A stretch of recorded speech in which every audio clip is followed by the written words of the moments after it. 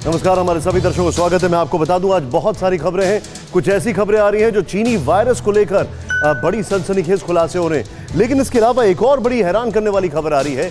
वो खबर आ रही है पूरे यूरोप में वैक्सीनेशन को लेकर जिस तरीके से साइड इफेक्ट्स हो रहे हैं, उसने पूरे यूरोप को दहला के रख दिया है, दहशत में डाल दिया है। ये 4 बज चुके हैं। फुल एंड फाइनल में आपका एक बार फिर स्वागत है। 4 बजे की 4 बड़ी खबरें शुरुआत करते हैं अभी इस वक्त की बड़ी खबर के साथ। देखें यहां पर चीन की वुहान लैब से ही दुनिया में फैला कोरोना। चीन ने माना चमगादड़ों की गुफा में गए थे वैज्ञानिक। ये बड़ी खबर। चीन ने दुनिया से झूठ बोला, यह भी जानकारी हमारे पास आ रही है। यह बहुत हैरान करने वाली है, इसको होल्ड करें बीच बीच में। और चीन की वुहान लैब से ही दुनिया में फैला कोरोना। चीन ने दुनिया से झूठ बोला, यह यूएस ने कहा है। लेकिन नॉर्वे में 29 लोगों की मौत। 29, यह आंकड़ा 29 तक पहुंच गया है। उसके बाद यूरोप के कई देश वैक्सीन से भयभीत हैं। They are scared. बड़े हवाला रैकेट का भंडाफोड़। दिल्ली में 2 चीनियों को गिरफ्तार कर लिया गया है। ये एक और बड़ी खबर बता रहा हूं मैं आपको। दिल्ली में 2 चीनी गिरफ्तार कर लिए गए, एक हवाला रैकेट चला रहे थे। सरहद पर टेंशन। पेशावर हेडक्वार्टर में जंगी तैयारी में जनरल बाजवा। बड़ी खबर। और जनरल बाजवा ने बातचीत की है किसके साथ? चीन के कुछ लोगों के साथ। लेकिन बड़ी खबर, ब्रेकिंग न्यूज, चीन की वुहान लैब से ही दुनिया में फैला कोरोना। इस वक्त की बड़ी खबर। पहली बार चीन ने माना चमगादड़ों की गुफा में गए थे वैज्ञानिक। वीडियो से हुआ खुलासा, कुछ वैज्ञानिकों को चमगादड़ों ने काटा था, यह भी जानकारी आ रही है। चमगादड़ों के काटने से संक्रमित हुए थे वुहान लैब के वैज्ञानिक। वुहान लैब के वैज्ञानिक, यह जानकारी है। कोरोना पॉजिटिव थे, गुफा में मौजूद चमगादड़ जो थे, वैज्ञानिकों ने कहा है। अब देश में मौजूद WHO की टीम को बरगलाने की कोशिश में चीन। एक बार फिर से ये ब्रेकिंग न्यूज मैं आपको बता रहा हूं। चीन की वुहान लैब से ही दुनिया में फैला कोरोना, नंबर 1। दूसरी चीज, पहली बार माना चीन चमगादड़ों की गुफा में गए थे वैज्ञानिक। ये एक बहुत हैरान करने वाली खबर है। वीडियो से खुलासा हुआ है, कुछ वैज्ञानिकों को चमगादड़ों ने काटा। जो वीडियो है वो वीडियो जरा दिखाइए।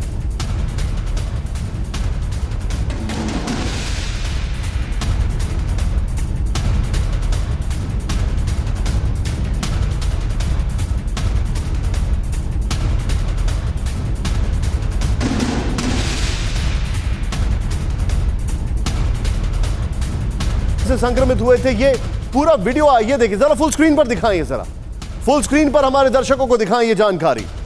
देखिए, ये सनसनीखेज खुलासा इसलिए है क्योंकि अभी WHO की टीम पहुंची हुई है बीजिंग और उनको 14 दिन के क्वारंटीन में किया गया है। ऐसे में वुहान लैब का एक एक सत्य जब सामने आ रहा है तो हैरान कर रहा है।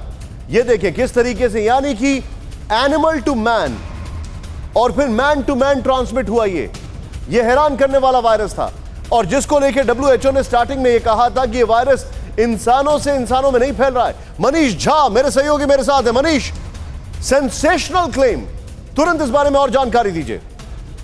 यहां बिल्कुल देखिए, एक तरफ WHO की इन्वेस्टिगेशन टीम अभी बीजिंग में है, उसको क्वारंटीन करके रखा गया है, फिर वो वुहान पहुंचेगी, वहां जांच शुरू करेगी। लेकिन उससे पहले ही तमाम तरह की कोशिश चीन की तरफ से होने लगी है ताकि इस जांच को भटकाया जाए। और उसी की कड़ी में है कि चीन के वैज्ञानिक चमगादड़ों की गुफा में गए थे और उनको गुफा में चमगादड़ ने काटा और वो कोरोना से संक्रमित हो गए थे और यहां से संक्रमण फैला। तो मतलब कुल मिलाकर यह है कि चीन ये साबित करने में तुला हुआ है कि चीन ने अपने लैब में ये वायरस नहीं बनाया था, बल्कि बाय डिफॉल्ट इसे चमगादड़ से कैरी करके लेके आ गए थे और फिर वो यहां से फैल गया था। तो यानी चीन विक्टिम है, ना कि एक्यूज्ड है। इस तरह का एक परसेप्शन तैयार करने की कोशिश की जा रही है चीन की तरफ से।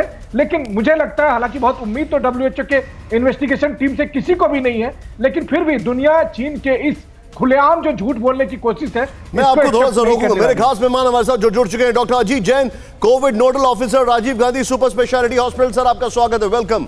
मेरे साथ वो जुड़ चुके हैं, सर आपका स्वागत है। जनरल के सिन्हा हमारे साथ है। Sir thank you so much for joining once again. Professor Kapil Kumar, historian और बहुत शानदार एक जबरदस्त नेशनलिस्ट हमारे साथ हैं। सर आपका स्वागत है। और मेरे साथ हैं मेरे सहयोगी मनीष झा, जो आपकी स्क्रीन पर हैं। आपको सुमित दिखाई दे रहे हैं, अभी LSE से हैं। कहां से हैं ये वही बताएंगे। Sumit, what is your location right now? बस निशांत, आज ही मैं लद्दाख से वापस आया हूँ, कुछ ही देर पहले मैं लैंड किया हूँ दिल्ली में और आज शुरुआत करेंगे। We are coming to you Sumit, thank you so much. और आपकी वो excellent reporting, brilliant it was. Sensational in fact. Jitendra मेरे साथ हैं जो चीनियों के ऊपर बहुत बड़ी खबर लेके आ रहे हैं, लेकिन मेरे साथ डॉक्टर अजीत है। डॉक्टर अजीत, ये जो सेंसेशनल क्लेम आया है वुहान लैब से, अब एक एक चीज साफ हो रही है। थोड़ी देर में बाइट भी सुनाने वाला हूं, क्या कहेंगे सर आप इस पर?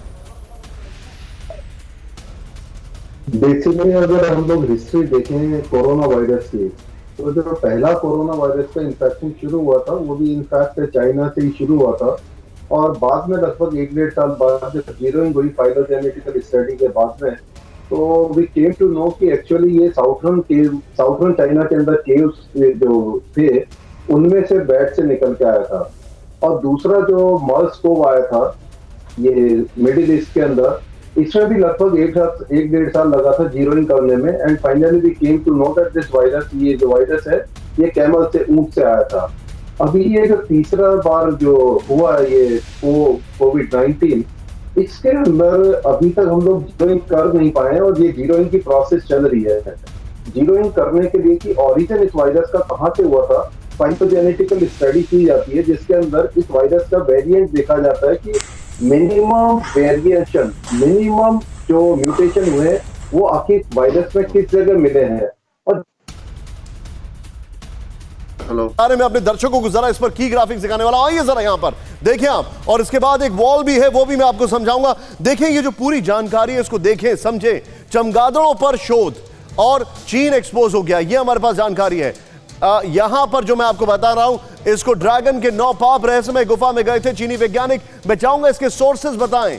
सोर्स ये है ताइवान की न्यूज एजेंसी ने इसके बारे में कहा है, नंबर 1।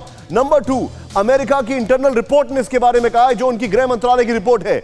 गुफा में वैज्ञानिकों को चमगादड़ों ने काटा, चमगादड़ों के काटने से उन्हें परेशानी आई।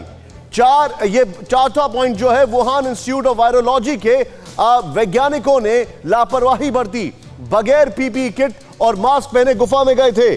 चीनी वैज्ञानिक ने नंगे हाथों से चमगादड़ों को पकड़ा, चमगादड़ों के जहरीले दांत हाथ में सुई की तरह चुभ गए।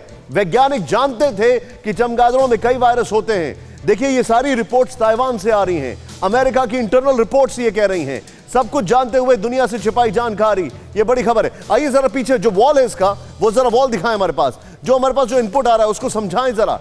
यहां पर जो इंफॉर्मेशन इसके बारे में, फैक्ट शीट क्या है, ड्रैगन का कच्चा चिट्ठा जरा यहां पर देखें आप। अमेरिका की फैक्ट शीट, वुहान लैब पर fact sheet, activity at Wuhan institute of virology नाम की अमेरिकी रिपोर्ट आई है। ये चीन की कम्युनिस्ट पार्टी दुनिया से सच छिपा रही है, उसकी जांच होनी चाहिए, अमेरिका ने यह कहा है। साल 2019 में ही वायरस इंस्टीट्यूट के कई सदस्य बीमार पड़ने लगे थे।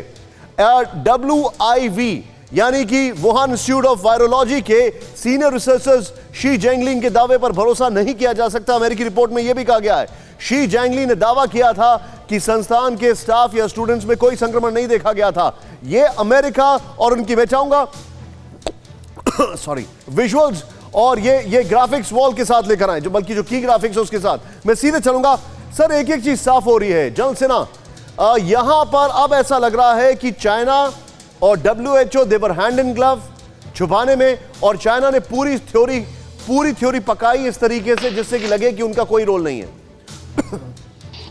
देखिए निशांत, बहुत अहम बात आप बता रहे हैं, और ये देखिए ये खुलकर दुनिया के सामने आ चुकी थी। और ये ऐसा है कि 2019 में जब हम ये कहते हैं कि ये तकरीबन अक्टूबर-नवंबर के महीने से ही ये सामने आया था चाइना के अंदर में, जिसको वो छुपाता रहा, और जनवरी में जाकर के फिर वो पूरे विश्व को। देखिए 2 चीज़ें हैं, 2004 में जब सार्स आया था और वो भी चाइना से जब शुरू हुआ था, तो उस समय भी इंडिपेंडेंट इन्वेस्टिगेटर रिसर्चर जो थे, जितने भी वर्ल्ड हेल्थ अथॉरिटी के लोग थे, वहाँ चाइना ने ऐसा ही कुछ माहौल बना दिया था। फिर 2019 में जो आप देख रहे हैं, जो रिपोर्ट आई है होम डिपार्टमेंट की, वो बहुत अहम है।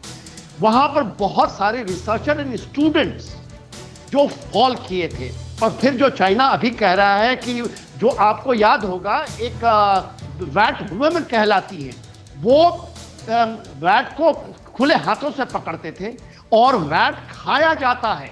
जो वेट मार्केट है, ये भी वुहान में वेट का मेन मार्केट है, और वुहान लैब से ये तकरीबन 3.5 किलोमीटर दूर है केवल। और देखिए ये सारा का सारा जो चीज है, ये चीजें बहुत खुल करके सामने आई। और चाइना ने इसको भड़काता रहा। वो कह दिया अमेरिका के जो सोल्जर्स आए थे वुहान में वो लेकर आ गए। फिर कहीं कहीं इन चीजों को लेकर के उन्होंने ये कह दिया कि इटली में ये चला गया, इटली से यहाँ आ गया। तो ये चीजें भड़काते रहे हैं। और WHO का जो आपने सवाल खड़ा किया है, WHO तो चाइना का बड़ा ही करता रहा कि वुहान को कैसे उसने कंट्रोल किया है। और वो उन्होंने ये बात कही थी, WHO ने ये कहा था कि एनिमल से ये ह्यूमन में ट्रांसमिशन नहीं हो सकता।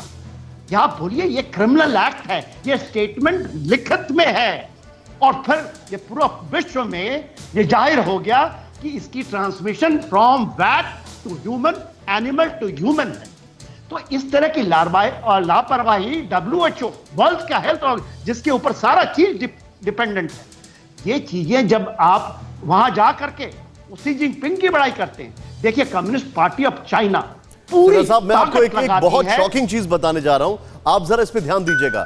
अमेरिका के गृह विभाग का वुहान वायरस की रिपोर्ट में एक और बड़ा खुलासा है। 2004 में भी सार्स की महामारी फैली थी, इसमें भी वही लोग शामिल थे जो 2019 में बीमार पड़े। सोचें आप, रिपोर्ट में CCP पर आरोप, जांचकर्ता, पत्रकार और हेल्थ अथॉरिटी को वुहान इंस्टीट्यूट ऑफ वायरोलॉजी से पूछताछ से रोका।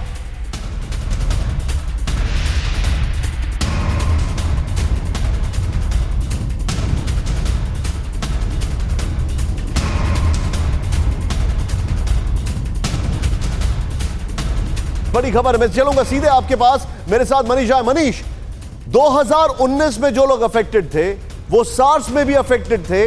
पत्रकारों और जितने सारे लोग हैं उनकी आवाज को दबाया जा रहा है, वो डिटेलिंग में दे रहा हूं, तुरंत इसके बारे में इनपुट बताइए। देखिए, जो लोग इस मामले में सच को सामने लाने की कोशिश कर रहे हैं उनकी लगातार मुंह बंद रखने की कोशिश है। हमने देखा कि क्रिसमस के बाद, न्यू ईयर से पहले किस तरह से चीन ने अपने एक पत्रकार को 4 साल की सजा दी। जिस वैज्ञानिक ने सबसे पहले इसका रहस्योद्घाटन करने की कोशिश की वो गायब हो गए और फिर बाद में मृत पाए गए। और ऐसी घटना चीन के साथ जुड़ी हुई है। मकसद ये था कि चीन के जो आप इसको कहें कि एक तरह का जो बायोलॉजिकल वेपन का इस्तेमाल करने की ये कोशिश थी, जिसने इसको खुलासा करने या इसको लेकर अलर्ट करने की कोशिश की, चीन ने उसको कानूनी और गैर कानूनी दोनों तरीके से उसके खिलाफ शिकंजा कसा। और उसमें पत्रकार भी शामिल थे, डॉक्टर भी शामिल थे। मैं आप क्योंकि बता रहे मनीष, मैं एक बार अपने दर्शकों को दिखाना चाहता हूं, उसके बाद में प्रोफेसर कपिल के पास आऊंगा। आइए जरा यहां पर देखिए, अब ये जो मैं चीज आपको दिखा रहा हूं उसको समझिए, क्योंकि इसके बाद में कुछ और खुलासे करने जा रहा हूं। आइए जरा प्ले करें इसको यहां पर। ये देखें, चीन में सच जो है वो बैन है। दिसंबर 2020 महिला पत्रकार झांग ने वुहान में कोरोना पर खुलासा किया, 4 साल के लिए जेल में डाल दी गई। ये हमारे पास इनपुट है। नेक्स्ट चेंज ओवर करें यहां पर क्विकली, वो इंपॉर्टेंट है। देखिए आप, सितंबर 2020 वायरोलॉजी, थोड़ा मैं चाहूंगा अभिषेक इसको जूम इन करें, हमारे कैमरामैन अभिषेक इसको जरा जूम इन करें। वायरोलॉजिस्ट डॉक्टर ली मेंगयान ने संक्रमण फैलने से पहले चीन को जानकारी होने की बात कही।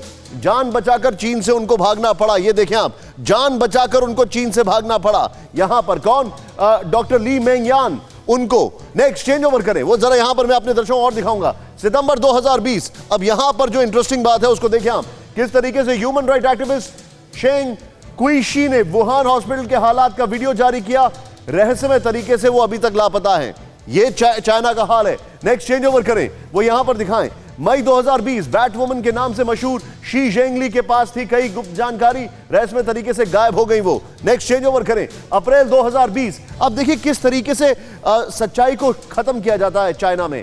वुहान की डॉक्टर आई फेन ने कोरोना वायरस के खतरे से आगाह किया, रहस्यमय तरीके से वो भी लापता हो गई। फिर फरवरी 2020 में सिटीजन जर्नलिस्ट, चेंज करें इसको, फरवरी 2020 में सिटीजन जर्नलिस्ट और बिजनेसमैन फेंग बिन ने कोरोना के एपिसेंटर से कई रिपोर्ट की, अचानक वो भी लापता, कोई पता नहीं चला।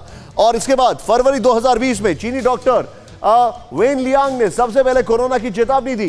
चीन ने दावा किया कि उनकी संक्रमण से मौत हो गई है।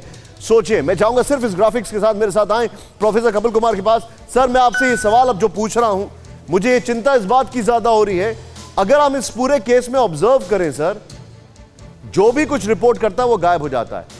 और जब 82 कंट्रीज ने WHO में बोला कि हम चाइना के खिलाफ इन्वेस्टिगेशन चाहते हैं, तो चाइना ने एक तरफ LAC का गलवान कर दिया, दूसरी तरफ साउथ चाइना सी कर दिया और तीसरी तरफ ताइवान में वो आंदोलन कर दिया। क्या समझा जाए? चाइना पूरी वर्ल्ड को ओवर पार कर रहा है।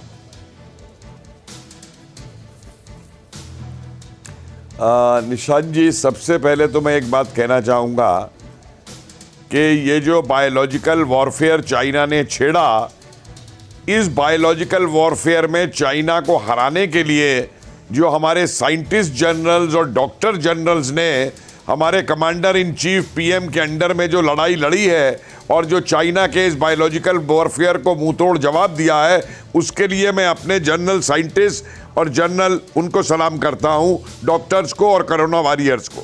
Yes sir. दूसरी बात मैं यहां पे ये कहना चाहूंगा कि देखिए, चाइना से किसी भी चीज के सच की उम्मीद मत करिए। ये एक ऐसा देश है जिसके अंदर नागरिकों को किसी भी तरीके के कोई अधिकार प्राप्त नहीं है, किसी भी तरीके का वहां पे कोई संविधान नहीं है। और अफसोस की बात यह है कि हमारे देश के साम्यवादी ऐसे निरंकुश और झूठ बोलने वाले और दुनिया के साहूकार का आज भी इस देश के अंदर गुणगान करते हैं। तीसरी बात मैं यहां पे ये कहना चाहूंगा कि चीन तो चीन है ही, लेकिन मुझे ये बताइए कि ये जो वुहान की लैब है, इस लैब के ऊपर पहले अमेरिका भी क्यों ग्रांट दे रहा था, फ्रांस भी क्यों ग्रांट दे रहा था? ये सारे वहां पे इस तरीके के प्रयोग क्यों करवा रहे थे?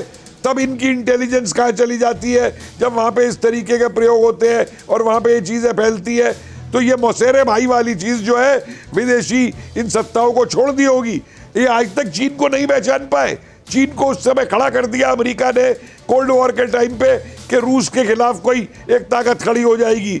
नेपोलियन ने कहा था 1814 के अंदर, China is a sleeping dragon, don't wake her up, she will shake the world. ये नेपोलियन बोनापार्ट के वर्ड्स थे।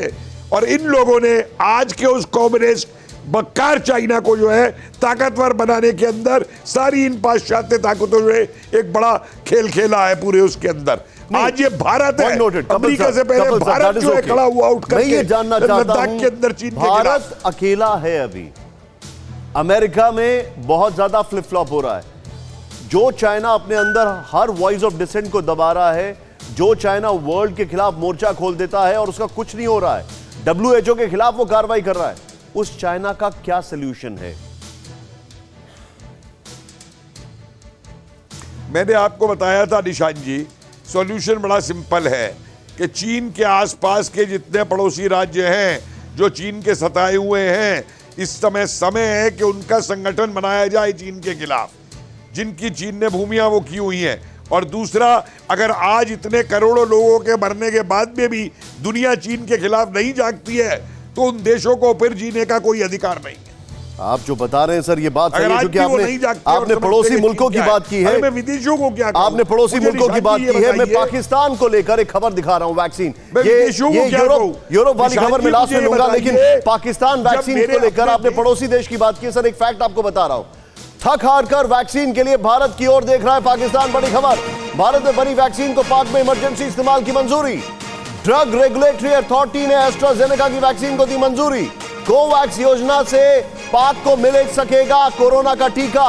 मेरे साथ मेरे सहयोगी, मेरे मित्र कसवर इस वक्त हैं, जो कि वहां पर इंटरनेट की दिक्कतों की वजह से लाइव नहीं आ पाने। सोचें, ये मॉडर्न पाकिस्तान है। लेकिन कसवर, आपकी आवाज ही काफी है मेरे पास। Oh thank God you are there live with us, thank you. कसवर, मुझे एक बात बताइए, ये जो जानकारी आ रही है कि पाकिस्तान ने कोवैक्स जो है, बल्कि हमारी जो वैक्सीन है एस्ट्राजेनेका वाली, उसको मंजूरी दे दी है, but they are not buying. रस्सी जल गई, बल नहीं जा रहे हैं। निशांत, आप बिल्कुल ठीक कह रहे हैं। ये बहुत बड़ी डेवलपमेंट है कि पाकिस्तानी अथॉरिटीज ने इस वैक्सीन को और उसके बाद लंदन की जो वैक्सीन है उसको भी दोनों को मंजूर कर दिया है, और ये बहुत बड़ी डेवलपमेंट है। लेकिन आपको अगर मैं थोड़ा सा बैकग्राउंड दे दूं, पाकिस्तान के अंदर मेडिकल की जितनी भी की जाती है, इनकी बुक्स हैं और उनके बाद जितने भी ऑथर्स हैं वो सारे इंडियंस हैं। पाकिस्तान के MBBS के और MBBS के बाद से फिजिक्स, केमिस्ट्री सारे मोस्टली वहां से हैं। और इंडिया की बनाई हुई जो वैक्सीन है, यहाँ पे जो मुख्तलिफ अथॉरिटीज हैं वो समझती है कि पाकिस्तान के अंदर मैच करती है और उसको तभी उसकी उन्होंने मंजूरी दी है। लेकिन अनफॉर्चुनेटली ये आपकी बात बिल्कुल ठीक है कि पाकिस्तान उसको खरीद नहीं रहा। जाहिर है इंडिया और पाकिस्तान की जो एनमिटी है वो वाहिद फैक्टर है जिसकी वजह से पाकिस्तान नहीं खरीद रहा।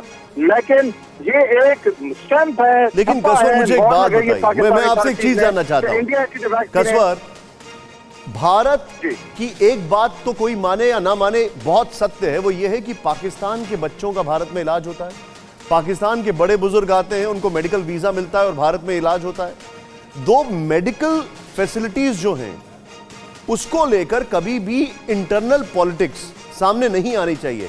तो फिर वैक्सीन को लेकर क्यों पॉलिटिक्स कर रहे हैं? और वो चीन की वैक्सीन ले रहे हैं जिसका जो ट्रैक रिकॉर्ड है वो 50% से भी कम है ब्राजील में।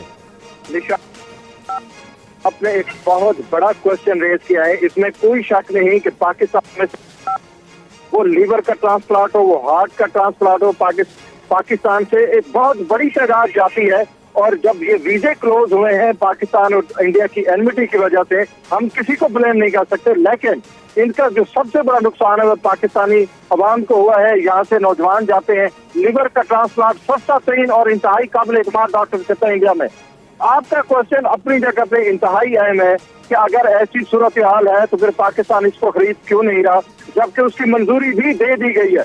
तो ये एक ऐसा सवाल है शायद मैं आपको जवाब नहीं दे सकता, लेकिन अथॉरिटीज का निशान, अथॉरिटीज का उसको मंजूर करना भी एक बहुत बड़ी डेवलपमेंट है। आप मेरे साथ बने रहिए, मैं आपके पास कसवर आ रहा हूं, please stay put with me, क्योंकि आज बहुत सारी खबरें। उसके बाद सुमित मैं आपके पास भी आ रहा हूं। सॉरी आपको मैं वेट करा रहा हूं सुमित, हालांकि आपको लेह लद्दाख के बाद तो यहां पर दिल्ली में गर्मी लग रही होगी, बट एनीवे मैं सीधे अपने दर्शकों को कुछ दिखाता हूं। आइए जरा मेरे साथ क्विकली देखिए ये जो चीज है, मैं पाकिस्तान वाले फैक्ट्स आपको क्लियर कर दूं, फिर उसके बाद डॉक्टर साहब के पास भी मैं जाऊंगा। एक मिनट जरा देखें, यहां पर प्ले करें।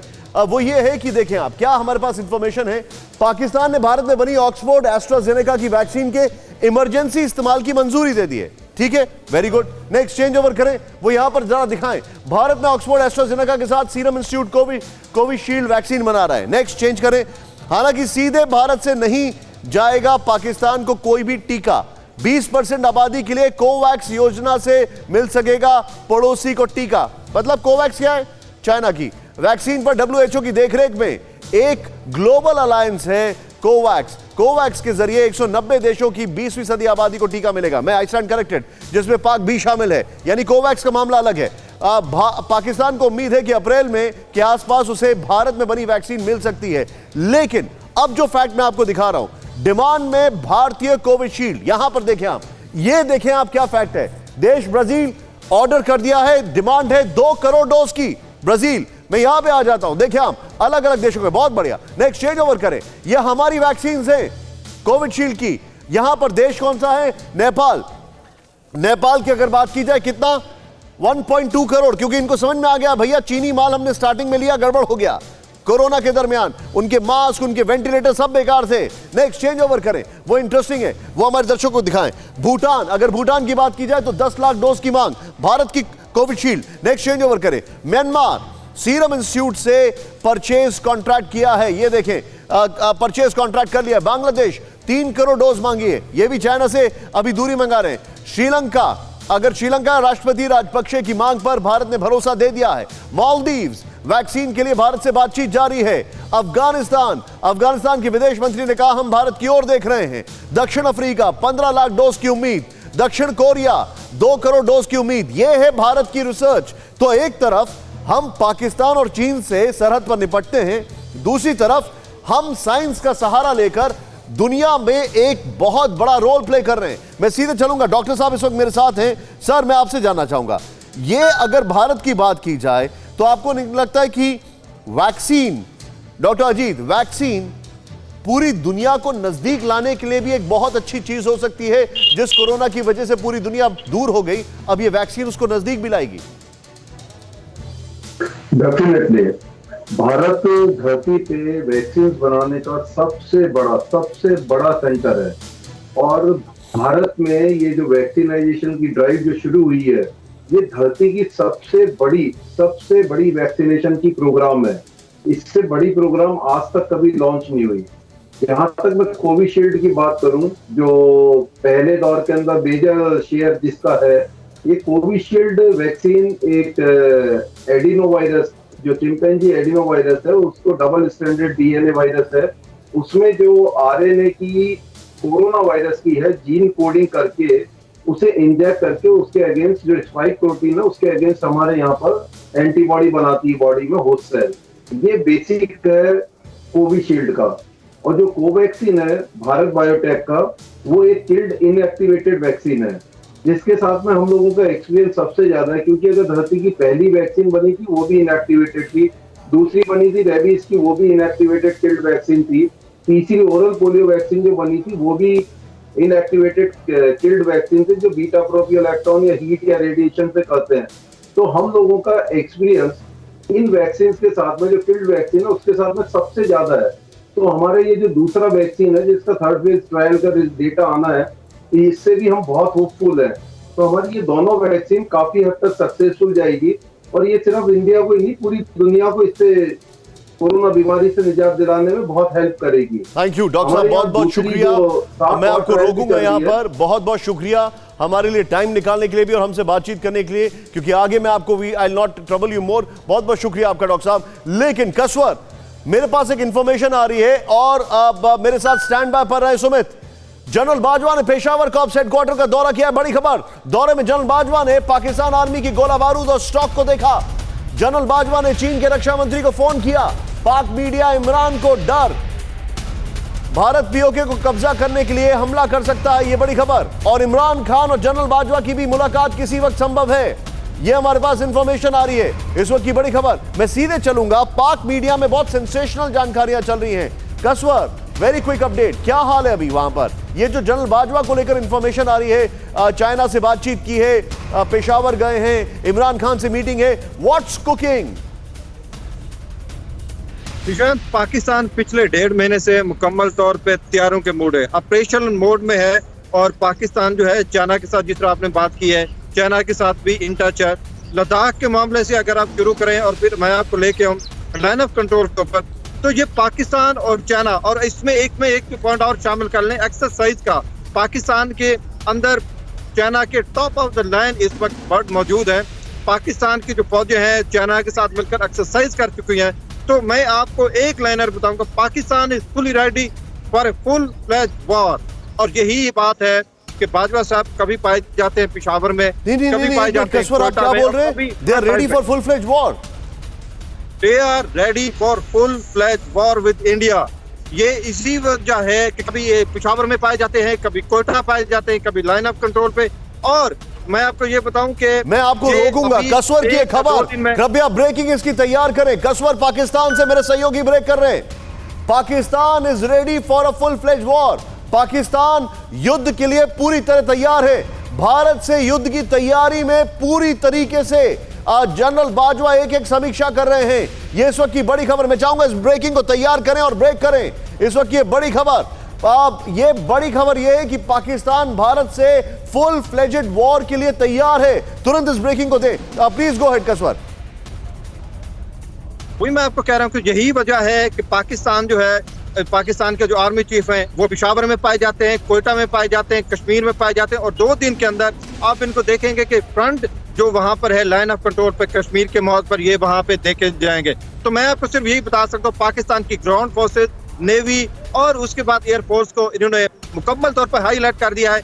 चाइना और पाकिस्तान के फोर्सेज ऑलरेडी यहाँ पे एक बहुत बड़ी मशक कर चुकी हुई हैं। इनके टॉप ऑफ द लाइन जो तैयारे हैं गिलगित बल्तिस्तान में भी मौजूद है। और उसके बाद पाकिस्तान का जो लाइन ऑफ कंट्रोल के साथ कसूर का बॉर्डर है, वहां पे ग्राउंड फोर्सेज को तैयार कर दिया जाए। तो मैं जो निशान आपको बता रहा था, वन लाइनर है, पाकिस्तान फोर्सेज जो है मुकम्मल तौर पे एक बहुत बड़ी जंग लड़ने के लिए तैयार है। और इसमें एक चीज और ऐड कर दे कि इन्होंने अपने फ्यूल का जखीरा कम से कम 1.5 महीने के लिए ऑलरेडी एक्सटेंड कर दिया हुआ। तो आप इससे अंदाजा लगा सकते हैं कि पाकिस्तान की जो ऑपरेशनल तैयारियां हैं वो कहां तक पहुंच गई हुई है। लिहाजा पाकिस्तान एक बहुत बड़ी जंग के लिए मुकम्मल तौर पर तैयार है, जितनी तैयारियां कर सकते थे। आप जो बता रहे हैं ये बहुत बड़ी खबर है। मैं चाहूंगा हमारी टीम इस ब्रेकिंग को तैयार करके तुरंत मुझे दे। मैं सीधे चलूंगा यहां पर सुमित के पास। सुमित, सुना आपने कसवर ने क्या कहा?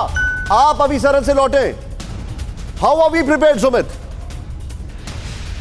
बिल्कुल, देखिए निशांत, सबसे पहले तो मैं कसवर की बात से 50% एग्री हूं और 50% डिसएग्री इस वजह से हूं क्योंकि पिछले 1.5 साल से, यानी अगर आप 2019 से देखें 2020 में पाकिस्तान ने कोई बड़ा एक्शन नहीं लिया, पाकिस्तान ने कोई ऐसी तैयारी नहीं की। आखिरकार अब तैयारी करने के पीछे का मकसद क्या है? दरअसल पाकिस्तान पे इस समय पिछले 1 साल में चीन का इन्फ्लुएंस बहुत तेजी से बढ़ा है और पाकिस्तान के ऊपर 2 बड़े प्रेशर है। पहला है चीन का सीपैक को सिक्योर करना, यानी पाकिस्तान के ऊपर प्रेशर है सीपैक को सिक्योर करना। दूसरा प्रेशर है कि अब चीन चाहता है कि उसको एक ऐसे प्रॉक्सी को खड़ा करना है या ऐसे प्रॉक्सी सिचुएशन खड़ा करना जहां चीन सीधे सामने ना आए, बल्कि पाकिस्तान को आगे कर एलओसी पर डिफरेंसेस क्रिएट करे या फिर वहां पर और ज्यादा एग्रेशन दिखाई दे, क्योंकि एलएसी पर चीन पूरी तरीके से फेल नजर आया है। तो यही वजह है कि अब पाकिस्तान के ऊपर लगातार ये प्रेशर डाला जा रहा है। और अगर ना सिर्फ पाकिस्तान की प्रिपरेशन, बिल्कुल कसवर ने बिल्कुल ठीक कहा कि पिछले 1 महीने से ज्यादा पाकिस्तान बहुत ज्यादा प्रिपरेशन कर रहा है। उसका मकसद यही है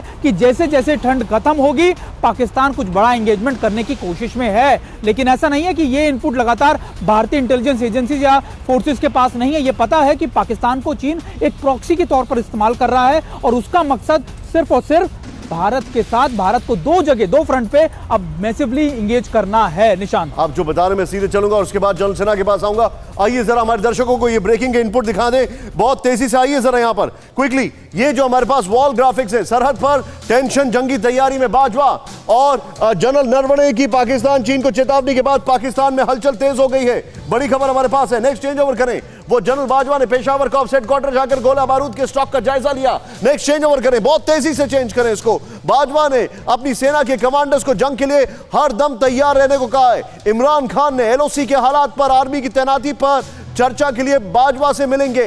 इमरान को डर सता रहा है कि कहीं भारत पीओके को वापस लेने के लिए हमला न कर दे, यह भी जानकारी मेरे पास आ रही है। और इस बीच 5 दिन के भीतर इमरान की बाजवा के साथ ये दूसरी मीटिंग है। मैं चाहूंगा इस वॉल को तैयार रखें, अगली ब्रेकिंग के बाद हम उस वॉल को लेंगे। एक बार फिर से मेरे साथ अब बड़ी खबर एक और, भारत पर दबाव बनाने के लिए चीन की नई चाल है। पाक के कब्जे वाले गिलगित बाल्टिस्तान में बनाएगा 800 किलोमीटर लंबी सड़क।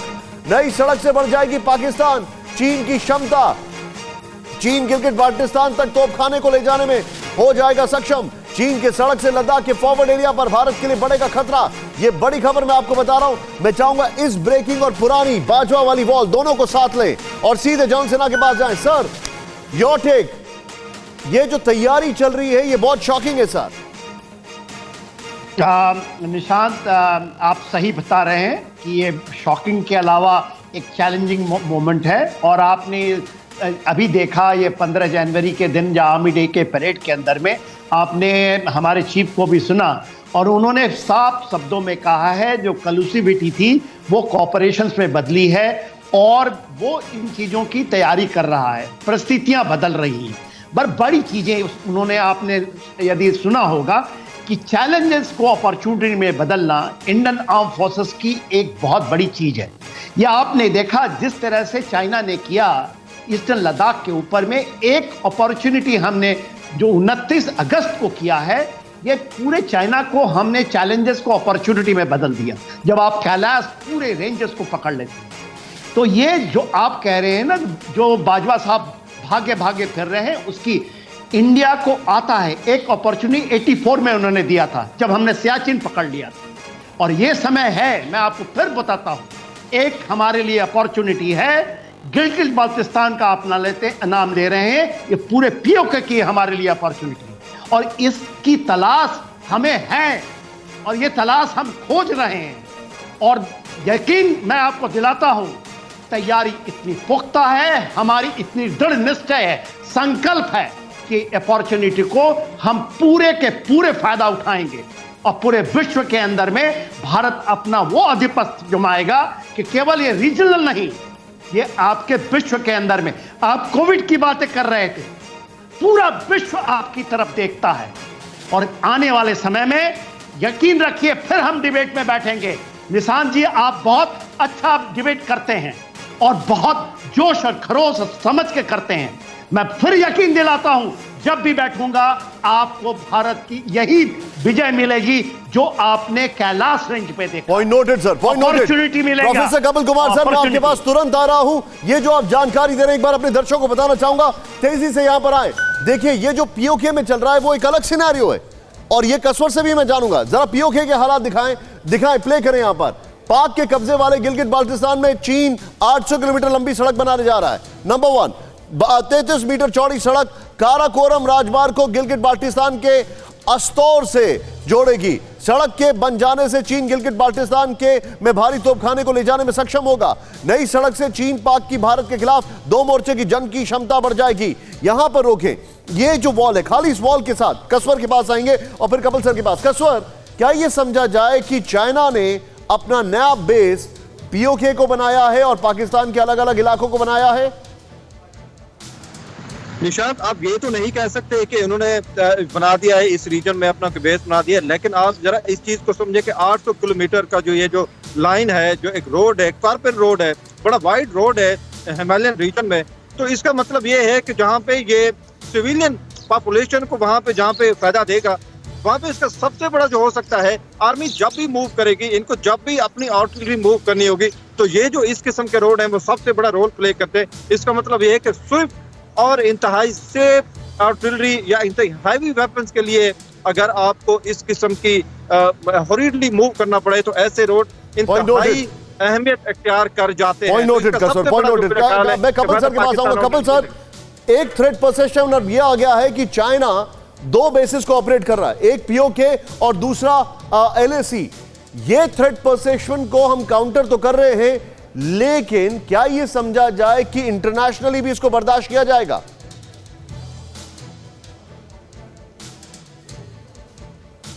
कपिल साहब, देखिए, ऐसा है कि इंटरनेशनली मैंने जो आपको चीज बताई है कि अगर इंटरनेशनली इन चीजों पे लोग अभी भी नहीं चौंकेंगे और नहीं समझेंगे कि आज दुनिया के सामने दो बड़े थ्रेट खड़े हुए हैं। एक थ्रेट है चाइना और दूसरा थ्रेट है अलकायदा और ISIS, और इन दोनों के बीच में एग्रीमेंट हो चुका है। मैं ये बार बार आपको ये बात कह रहा हूं, और इन दोनों थ्रेट्स को अगर नहीं पहचानेंगे तो then let the world be prepared, be enslaved by these two. क्या इनमें बांटवारा हो गया है आपस में आधा आधा कि इतने एरिया को मैं लीड करूंगा, इतने एरिया को तुम लीड करो? एक एक एक्शन इनका मिलकर चल रहा है।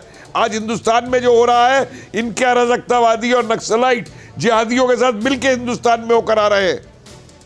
परसेप्टिव एनालिसिस क्यों नहीं करते लोग? आप सही कह रहे हैं सर, गुड पॉइंट। हमारी कंट्री को इस समय ऐसे सोशल परसेप्टिव एनालिसिस की जरूरत है, मिलिट्री परसेप्टिव एनालिसिस की जरूरत है, जो अगले 30 साल का देख सके। जितेंद्र मेरे साथ है, हवाला रैकेट वाली खबर दीजिए, उसके बाद मैं सुमित की खबर पर आऊंगा।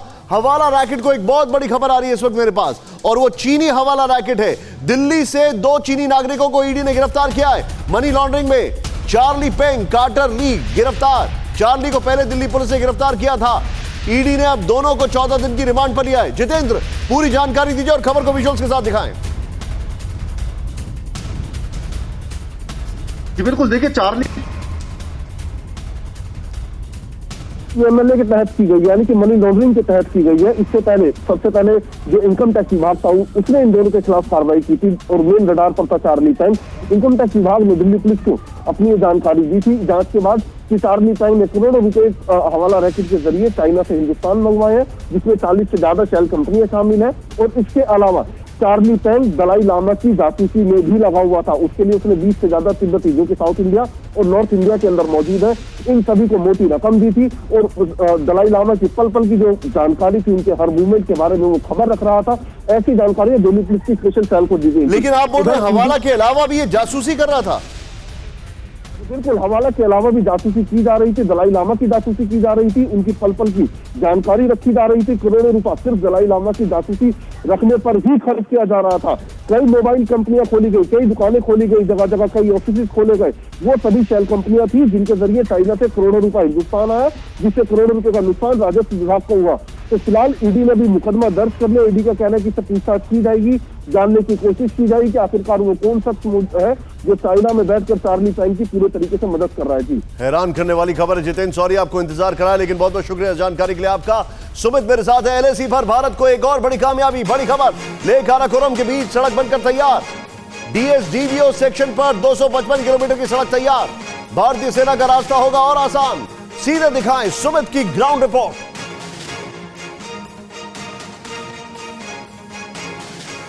मैं करीबन 18-17 हज़ार फीट की ऊंचाई पर ड्राइव कर रहा हूं। निश्चित तौर पर बहुत मुश्किल है यहाँ पर ड्राइव देखना।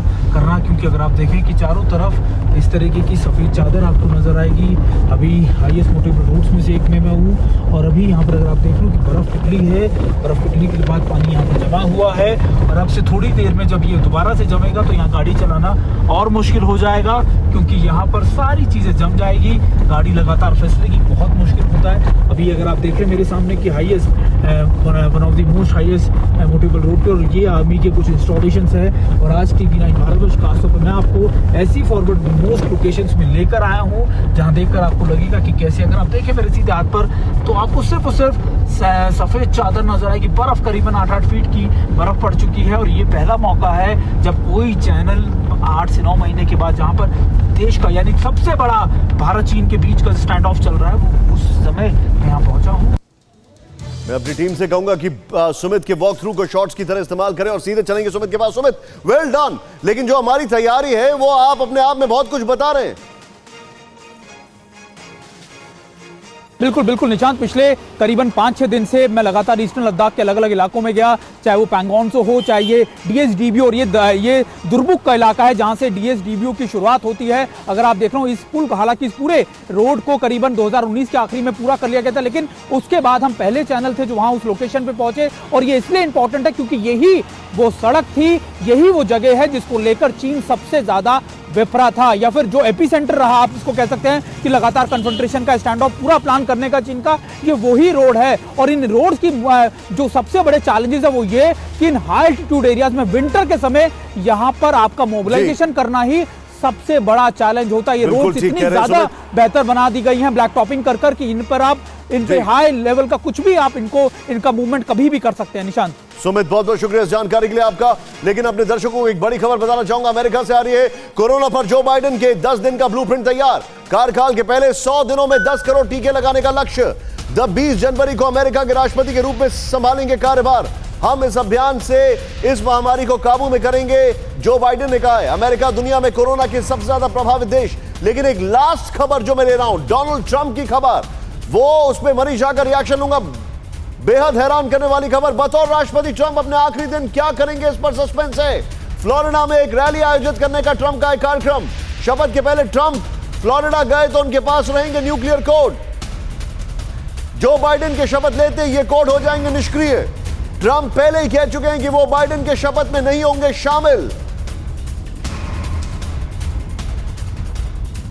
फिक्र आपकी, सोमवार से शुक्रवार रात 9 बजे सिर्फ TV9 भारतवर्ष पर।